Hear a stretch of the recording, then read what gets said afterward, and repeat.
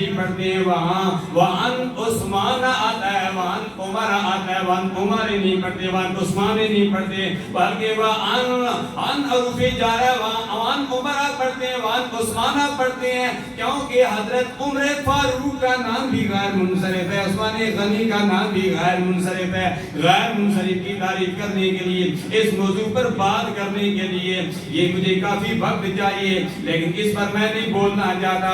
میں وہ بات آپ کے ذہن میں بٹھانا چاہتا ہوں جو آپ کے ذہن میں بیٹھ جائے۔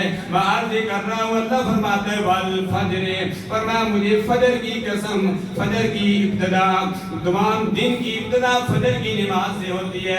اللہ تبارک و تعالیٰ فجر کی نماز کی قسم اٹھا رہا ہے۔ علماء فرماتے ہیں اس فجر سے مراد کون سی فجر کی نماز ہے؟ مختلف اقوال ہیں۔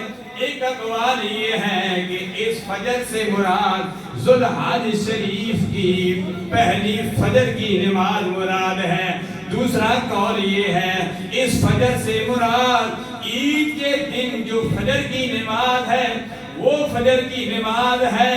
متعدد قول ہیں، ہم نے محاسبہ کرنا ہے، آیا ہم نے ذو الحج شریف کی جو پہلے فجر کی نماز تھی وہ ہم نے پڑھی ہے یا کہ نہیں پڑھی ہے؟ اگر نہیں پڑھی ہے تو توبہ کر لو، یا اللہ ہم نے فجر کی نماز نہیں پڑھی، قضا ہو گئی، یا اللہ ہم فجر کی نماز پڑھیں گے۔ اس کے بعد ارادہ کر لو ہم ساری فجر کی نمازیں پڑھیں گے، اور حج کا دن جو عید کا دن ہوگا اس دن جو فجر کی نماز ہوگی اس نماز کو بھی ہم ضرور پڑھیں گے۔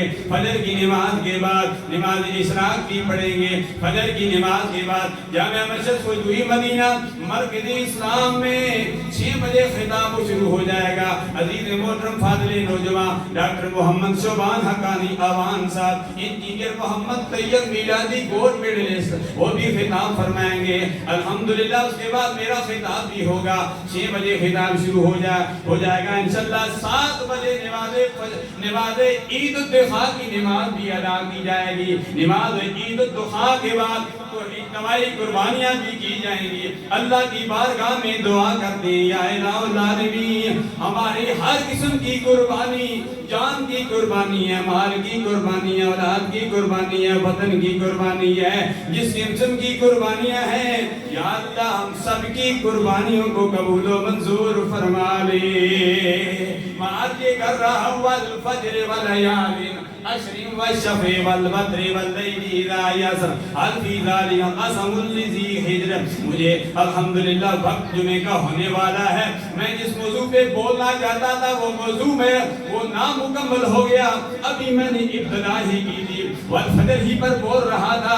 مختصراً میں اس کا ترجمہ کرتا ہوں پھر آپ سے اجازت چاہتا ہوں۔ اللہ فرماتا ہے والفجر، اے میرے بندو مجھے فجر کی قسم، والفجر ولیال عشر، مجھے 10 راتوں کی قسم۔ علماء کرام کے مختلف اقوال ہیں، لیکن ایک قول یہ ہے، رب ذوالجلال فرماتا ہے اے میرے پیارے حبیب مجھے حج شریف کی 10 راتوں کی قسم ہے۔